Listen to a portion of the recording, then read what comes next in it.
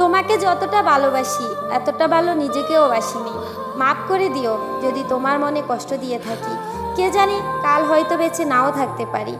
বাস্তবতা হলো বিশ্বাস আর ভালোবাসার মর্যাদা সবাই দিতে পারে না। ভালো তো সবাই থাকতে চাই, কিন্তু ভাগ্যটা সবাইকে সেই সুযোগ দেয় না।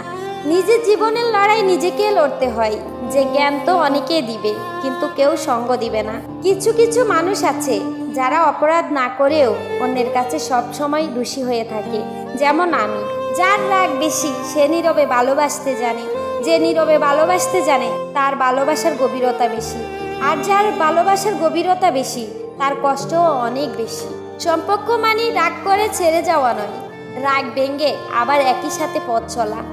আমি এমন একজনকে ভালোবাসি যাকে কোনোদিনও আপন করে পাবো না, তবুও আমি তাকে ভালোবাসবো।